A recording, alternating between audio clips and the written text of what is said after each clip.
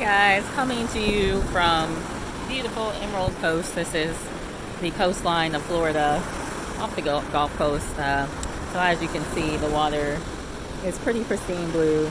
It's super lovely. I love it. But I just wanted to remind you guys, like, God made all this. I mean, this is pretty cool that we get to experience something this magnificent and amazing.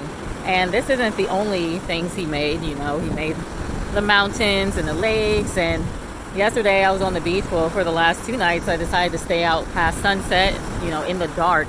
First time ever swimming in the ocean in the dark. And it was just magnificent. You know, the water was still warm. And in this part of the US, it really stays like 80 degrees like all day. Like, I even woke up this morning and it was like 79 degrees at like 6 a.m. So, you know, it's pretty nice when you are spending some time in the ocean, and pretty terrible when you're trying to sleep. But nonetheless, it's beautiful out here. But there's a song called, I think it's 10 Million Reasons or something like that, or 10 million something. But it's basically talking about how God created all these things, and, you know, just by his breath and by just speaking the word. You know, he spoke and there was sand. He spoke and there was like water. You know, and although we can speak and create things, it's not to a level that he can do it. You know, the Bible says life and death are in the tongue, and so that's pretty much as far as we can go, other than telling people to do things and commanding and saying I'm sorry. You know, there is power of life and death in the tongue. But, you know, this is just a reminder that God created all this. It wasn't put here by man. Science literally just studies all these things. And that's the funny thing, when you talk to an atheist that loves science, you know, you always take them back, okay, science is the study of what was already here. Humans didn't create it, and nobody ever has an answer for it except the Christians, because they don't know. And so here we have all these things in which God gave us dominion over, but we are actually forsaking it for Satan. So you see all these houses on the beach. You know, most of these people sold their souls to Satan to even have those houses in the first place. Most people are selling their souls to Satan to even come down here and have a beach vacation. But it's like it was already yours from the get-go.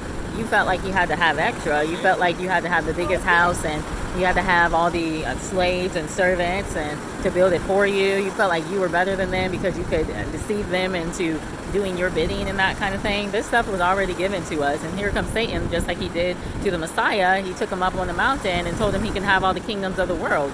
And he was basically like, God already gave me all this. What you talking about? So now they put their name on everything. You know, you got a public beach here and a private beach here.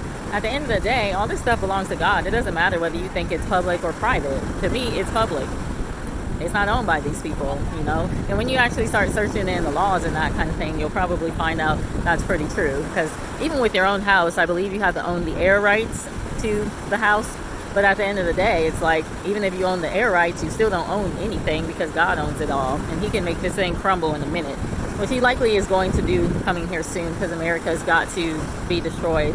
But yeah, no, it's just super beautiful. I mean, amazing. If I would have known this was here, I probably would have skipped some of the countries I went to, like Cuba. Although Cuba, you know, if you ever make it to, I think it's called Veradero, and it, you know, it's only like a $200 plane ticket from almost everywhere in America, round trip. It's cheaper to fly to Cuba than it is some places in America. Then you can check out Veradero, and if you want to see something even more pristine than this, that's where it's at. Like, we're talking about, it looks like straight up swimming pool water, and the sand is even whiter than this. It's amazing. But yeah, I couldn't enjoy it as much at the time because I was more concerned about saving souls, I guess. Now I think Father is calling me into a place of rest, and so we also rest from our works on the Sabbath. That's really what it is. But he is allowing me to enjoy this amazing environment that he gave me dominion over. So I'm super excited. Yeah. But yeah, you guys be blessed. Hopefully you get the chance to visit down here at some time before the end of everything.